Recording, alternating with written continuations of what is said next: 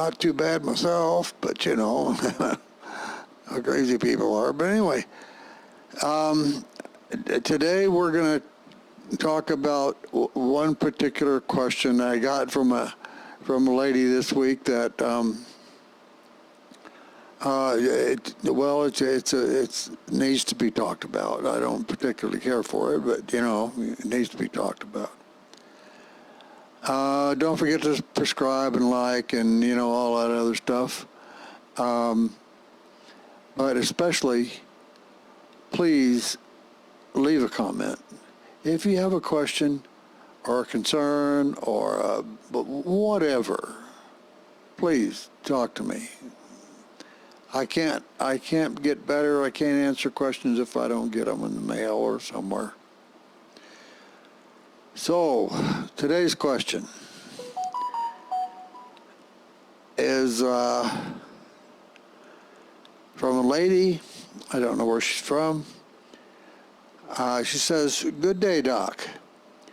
Apart from G6PD being misdiagnosed as sickle cell anemia, which other misdiagnosis can G6PD deficiency be mistaken for?" Like I said, darn good question.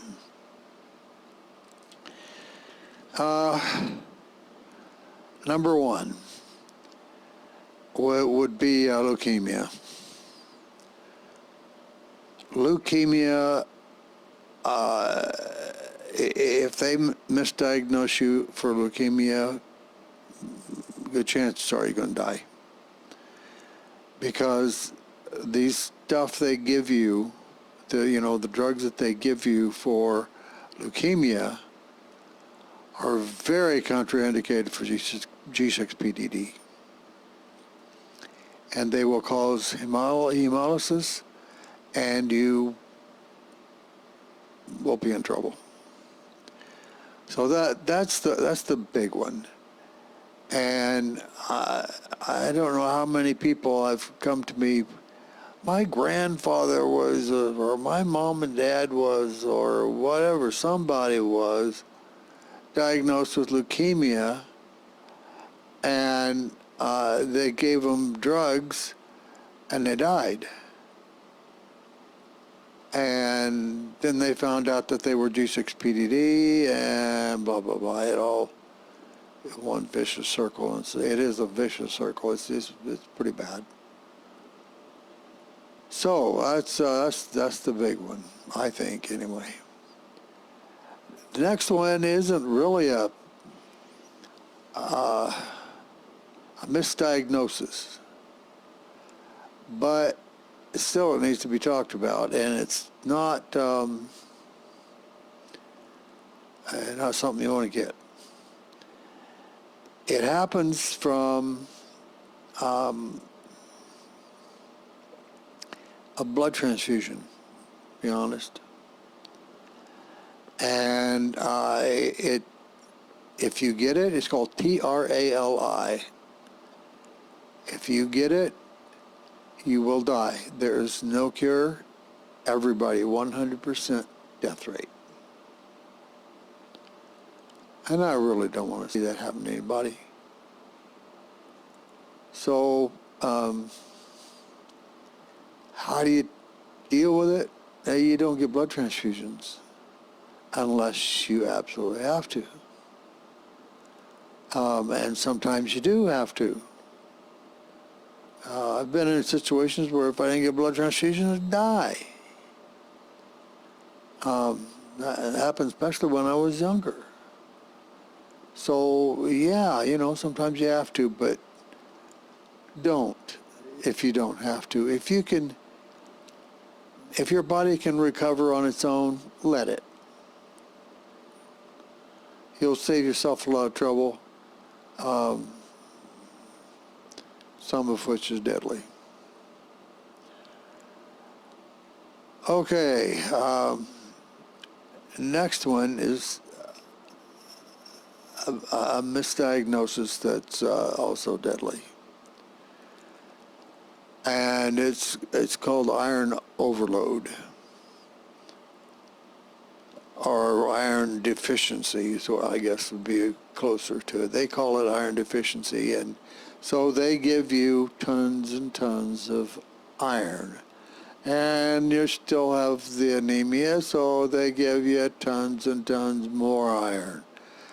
And this is a vicious circle, and at some point you're going to get enough iron, it's going to kill you.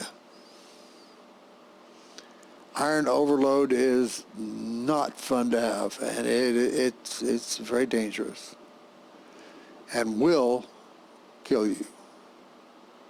I've lost relatives to iron overload back before they realized it was a hemolytic type anemia. See, there's different kinds of anemia. There's iron deficient anemia, which is most common. That's why it gets misdiagnosed so much. And then there's hemolytic anemia is another one. There's some more. But those are the only two that I'm really concerned with right at the moment. And iron deficiency is very common in women because of their menstrual cycle. So if your doctor says you need iron, you say, where's the proof? I want to see a blood test that says I'm iron deficient. And it's just that simple. You don't let them get away with it. Do not take a bunch of iron because they say you've got iron deficient anemia. No, don't let them do it. Force them to give you a test that proves that you're iron deficient. Okay, next. Again, this isn't really a misdiagnosis. Well, I guess it could be. Doctors and others advocate high doses of intravenous vitamin C. Don't. It's real simple.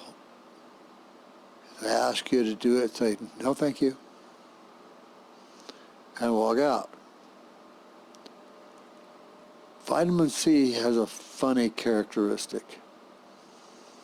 This is why we try to get you to do natural stuff and not any of the artificial stuff, because you're not going to get vitamin C overload. And then what happens is the vitamin C changes. Instead of being a fighter, a substance that causes hemolysis. It becomes a substance that causes. There are some places that give iron infusions that ask you a specific question: are you G6PD? And if you don't know, they will give you a G6PD test before they give you the vitamin C infusion, because it's very dangerous. So that's another one to throw in your bag of, I ain't doing that.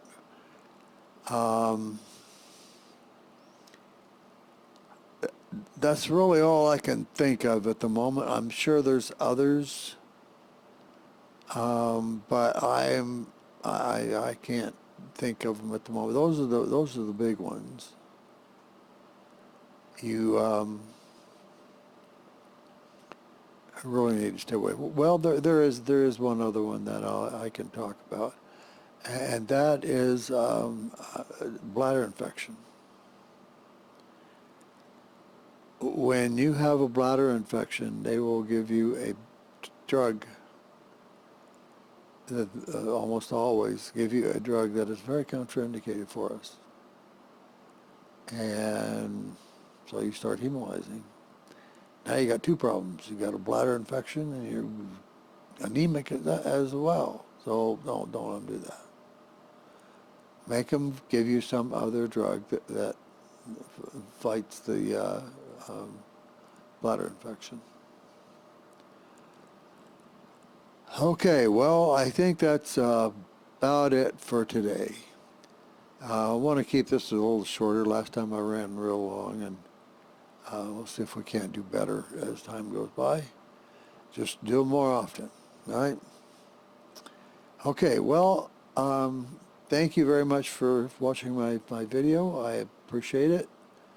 Don't forget to do that, like and all that stuff. And visit my website. All right, folks. Been nice talking to you, and we'll see you next time. Have a good day. Bye.